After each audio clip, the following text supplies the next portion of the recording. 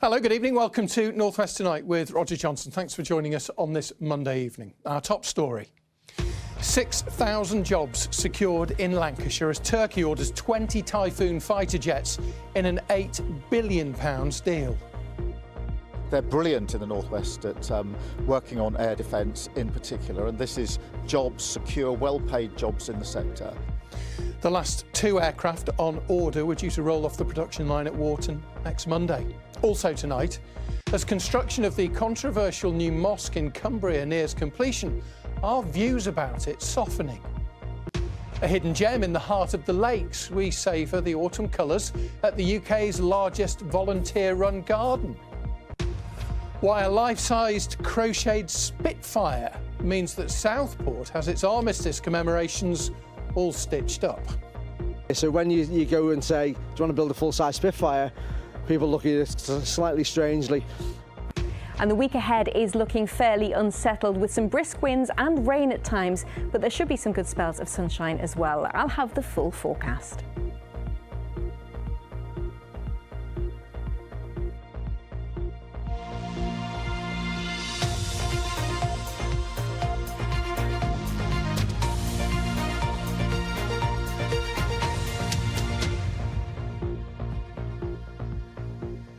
Well, they've been building fighter jets in Lancashire for much of the last 80 years, but the final 2 Typhoons on the order book were due to roll off the production line at BAE Systems plant in Wharton next Monday. Its future looked bleak, but tonight 6,000 jobs in the county have been secured with the first new order since 2017. The £8 billion deal to supply 20 Typhoons to Turkey was signed by the Prime Minister in Ankara this afternoon, and our political editor Annabel Tiffin was travelling with him. A whistle-stop trip to Turkey filled with pomp and pageantry. Keir Starmer's first visit here as Prime Minister was brief but lucrative. The deal signed in President Erdogan's opulent palace for the UK to supply 20 Typhoon fighter jets to Turkey in a deal worth £8 billion. In a walkabout earlier, the Prime Minister showed off exactly what they were selling.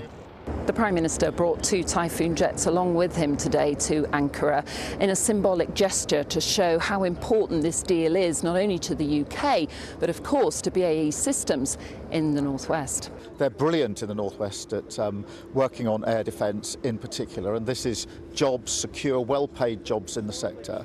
Thousands of jobs now guaranteed. This is an £8 billion order.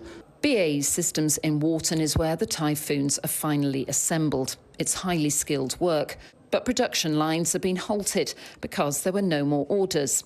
This will secure 6,000 jobs at BAE. Plenty of other countries would have liked this order, but it's the United Kingdom that has won this order for the North West. That is measured in good, well-paid jobs for at least a decade, and that is very, very good news. It's not often that Number 10 invite a regional reporter, like me, to cover these international events. But a spokesperson for the Prime Minister said this deal is big for the UK, but it's huge for the North West. Annabel Tiffin, BBC North West Tonight in Ankara.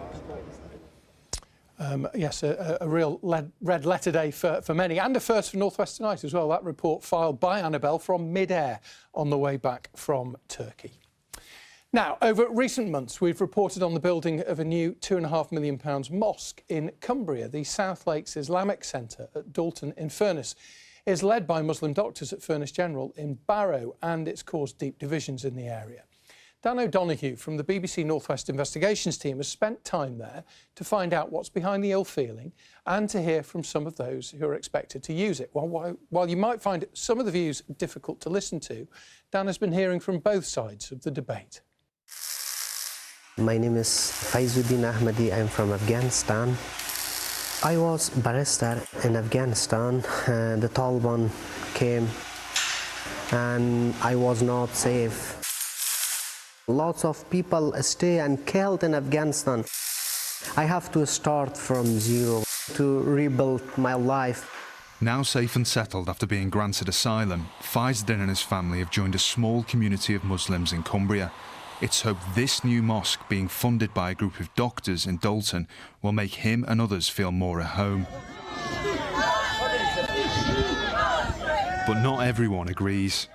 Plans for an Islamic centre are dividing the town. Each and every one of you is a traitor to Britain. Tell us why you think it's the wrong idea. Hitting national headlines. Well, we're objecting to the multi-million-pound mega mosque because we just feel that there is no need for it. And sparking political debate. There are no Muslim families round here. Here at the site, UKIP leader Nick Tenconi vents his fury. 2.5 million. But what did the locals really think? People told us there was a lack of jobs, housing and investment, and they spoke of their concerns about immigration. Many were reluctant to go on camera. Those that did speak to us didn't hold back. We're just here speaking to local people about the mosque that's being built. I definitely don't want that built. Why don't you want it built? Because a lot of the people who are coming over here, they're saying they're coming from a war-torn country. No, they're not. They're just coming over here for free money and everything else.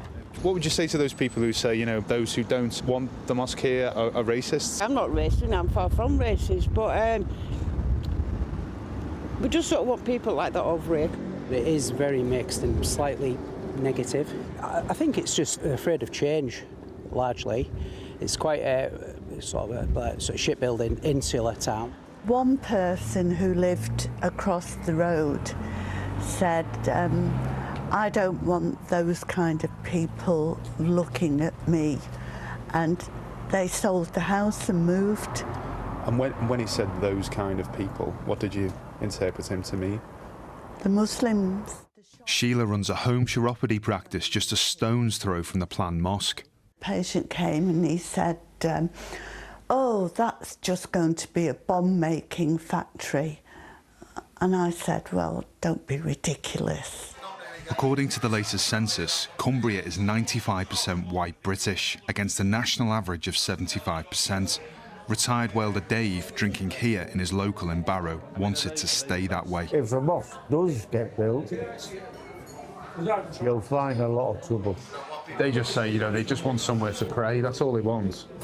I disagree with them. If they want to go and pray, go somewhere else. Not in Barrow. That prayer room up in Dalton is being built, I think, by doctors. I mean, if they had to leave the area because they felt they couldn't pray, then I suppose they wouldn't be able to treat people in hospital. Well, if they want to leave, we're not stopping them, are we? The people who are for the mosque, who are supportive, they'll say, you know, people are racist who are against it. I mean, what would you say? No racist. They come in this country, they should do what the British do. I've never seen anything like this before. It's ridiculous. Back at the garage, boss Thomas Henderson is proud to welcome migrants, but it's come at a cost. I've had death threats, threats to the business, hundreds of bad reviews left in the space of a couple of hours. Just because you're employing refugees? Yes, yeah. I mean, how does that make you feel? Soul destroying. As for Faizuddin, he just wants peace. I respect all of religions, all of peoples. Please respect us. The scaffolding will soon come down here, but the divisions exposed by this building look set to remain. Dan O'Donoghue, BBC North West Tonight. It is, of course, a story we'll continue to follow. Now, a coroner has today concluded that neglect and gross failures led to the deaths of a Prestwich woman and her baby following a home birth. Jen Cahill was 34 and died from organ failure and cardiac arrest in June last year after suffering a hemorrhage. An inquest heard that the two midwives didn't check her blood pressure or the baby's heart rate during her labour amid chaotic scenes. The coroner said that they might have been saved if Jan had been taken to hospital sooner. A man's died in a crash after driving the wrong way on the M6 in Lancashire. The southbound carriageway was closed for more than 15 hours after the man's Vauxhall Astra collided with a Toyota Corolla near Charnock Richard Services last night. The passenger and the driver in the other car, both men in their 40s, suffered serious injuries. A man from Preston's been jailed for 5.5 years after helping a people smuggler to bring migrants to the UK. Amjad Ahmadi is believed to be the brother of Amanj Hassanzadeh, who was jailed for 17 years after advertising small boat crossings on Facebook and calling himself the best smuggler. The National Crime Agency said that Ahmadi played a critical role in Zadeh's crime group. A new law which compels social landlords to investigate and fix damp and mould within strict timescales has come into force. The law's named after 2-year-old Awab Ishak, who I'm sure you will remember died from a respiratory condition caused by exposure to mould in a flat in Rochdale in 2020. Social landlords will be required to repair all emergency hazards within 24 hours. The law is really important to me because I don't want any people to go in the same way we struggle. At least I'm really happy to when they come over, save another people. Here are some of the other stories that people are reading online from BBC News this evening. And more commercial poultry will be culled because of a bird flu outbreak. That includes at Burscough in Lancashire, but nearby the Martin Mere Wetlands Centre has reopened after a scare. The Isle of Man Post Office made a profit of nearly £4 million for its last financial year. It was a rise of over a quarter, although its turnover remained the same. And a man from Wigan's been arrested after slabs were stolen from rural stone walls in Lancashire. Much of the stone has been recovered. You can find out more, bbc.co.uk/local news, or have a look on the BBC News app. Now, the unveiling today of a memorial to LGBT plus servicemen and women has been welcomed by members of the community in the North West. Some were dismissed from service or even prosecuted because of a ban on gay people serving in the British military. It was only lifted in the year 2000. Phil McCann was at the unveiling with them at the National Memorial Arboretum in Staffordshire. Stephen and Carl both got on the wrong side of the law because they're gay and wanted to serve their country. Carl from Manchester was marched off his base when the RAF discovered he was gay in 1997, just 3 years before homosexuality was legalised in the British Armed Forces. People's lives were ripped apart, people took their own lives. I think that's when it hits you and when the emotions come. But Stephen from Salford was jailed for being gay. Caught kissing a serviceman in the 1980s, he was put on the sex offenders register. Future employers wrongly assumed he was a paedophile. During that time, I was desperately in need of help. I suffered a lot with depression. I couldn't form relationships. Self-confidence was really low. I had a massive strain on my family. This memorial at the National Memorial Arboretum in Staffordshire is for Stephen and Carl and all LGBT veterans and service personnel. It was unveiled by the King today after a decades-long campaign to change the state's attitude towards gay people.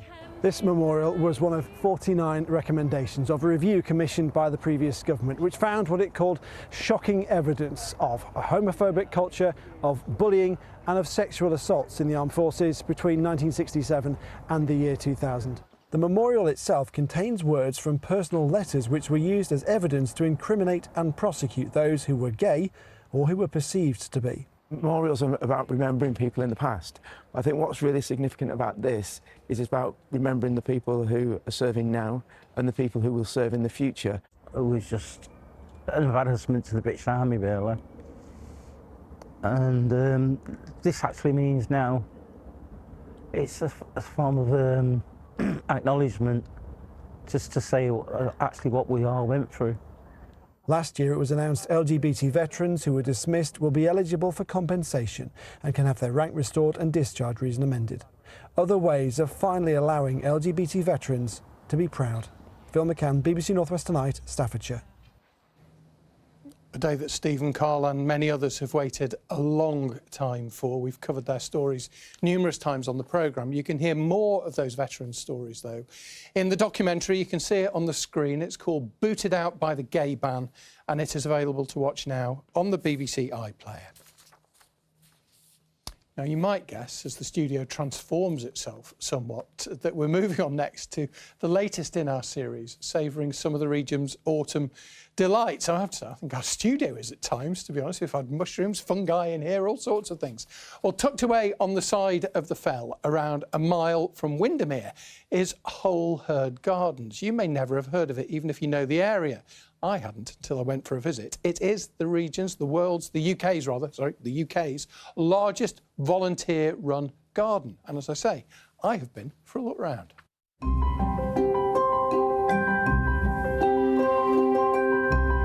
Clinging to the side of a hill, within sight and almost sound of downtown Windermere, even on a murky, grey morning, Holeherd's Gardens are a riot of colour. We're very fortunate to have a wide range of acers here. I think we can see some close by to us now. They turn those lovely red colours or golden colours. We're very lucky to have some big, very mature trees. We have an oak tree that is certainly more than 150 years old. One thing that lots of people have said to me this year is there are more acorns seemingly than almost than ever before. Yes. Any ideas why? Yes, so what you're describing is a mast year. I understand this, the trees are being stressed, so we had quite a long dry period. Even here in the Lake District, we were watering our plants, which is quite unusual for us. And the plant goes into a stress state and starts to make more acorns than normal. The 10-acre gardens were gifted to the community at the end of the Second World War. There are 1,300 annual members, and about 10% of them are regular volunteers. Those roles could be anything from gardeners, which you'd expect me to say, but also we have someone we call the heavy gan. They do all the moving and the mowing and the shifting of the leaves. But we have people who sit on the reception for us, we have people who do IT, they do finance. So we're very, very lucky in terms of the number of volunteers that we have. Tony's one of the heavy gang, a former accountant. He's also the charity's treasurer. An organisation like this has to work on cooperation. We can't have too many rules. People have got to work together. So you've got to cooperate and you become friends with people. As you get older, you know, you lose those social contacts, and this is a wonderful place for maintaining them. Holeherd attracts around 20,000 people every year. On a drizzly autumn morning, there was a trickle of visitors. Among them, Jane and Davin, who've been coming to the lakes from their home on the south coast for decades. But they only discovered these gardens a few years ago. Beautiful, the gardens. Obviously, Hampshire's lovely, but you don't quite get the same scenery on this scale. There's always something different to see. There's things here that I've never seen anywhere else before. It's just got all year round, it's got seasons, it's got colour. It's just a lovely place to be. Holeherd Gardens are open from dawn to dusk all year round. It costs about £150,000 a year to maintain them, so there's a £6 donation to get in. Visitors come from all over the world. And with a view like this, you can see why. It really was very pretty, although as you could tell from the weather, we weren't there on the best morning. Mandy was flying a drone, my camera operator, to try and get those pictures, but it was really lovely to see. If you've got anywhere nice near where you live, you can always let us know, by the way, especially if it's a riot of colour at this time of year. nwt@bbc.co.uk is our email address, and of course we might well come and film it. Right, let's have a look at the sport more immediately. Julia is here, and the big question in the world of football, Julia, is what's going wrong with Liverpool?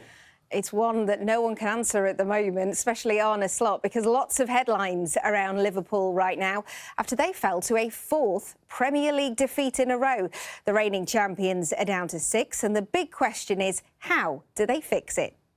And today, I do have a clear idea of what we have to improve, but that has not always been the same situation in all the other games, so it's every time a different problem that cost us the game. This group have got something about them. I've been in here now 14 months. I think the celebration at the end of that game, it gets you quite far. Well, if they win all the games and they win the Premier League, congratulate them, so they can do.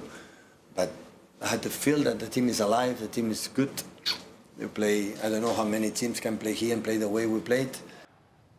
Preston North End's comeback victory over Sheffield United on Friday kicked off the EFL weekend in fine fashion, and Blackburn Rovers followed suit on Saturday afternoon.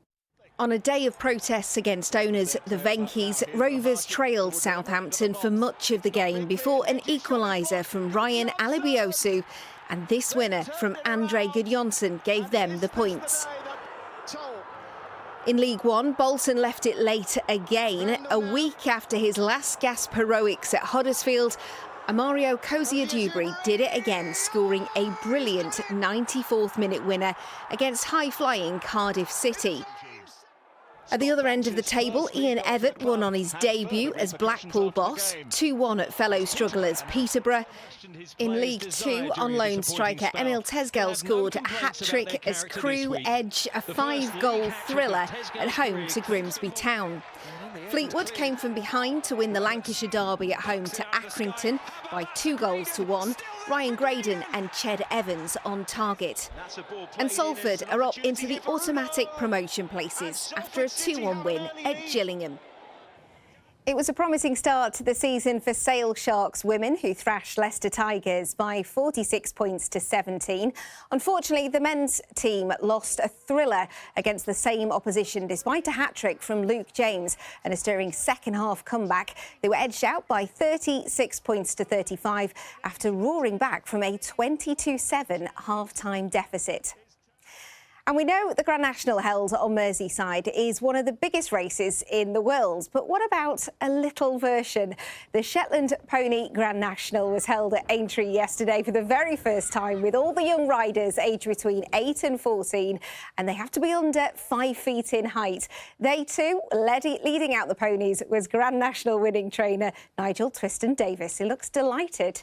They're very sweet, weren't they? Really cute. Some of the stars of the future, at least maybe the jockeys, if not the horses. Don't think the ponies will make the big time. Thank you very much indeed. Thanks, Julia.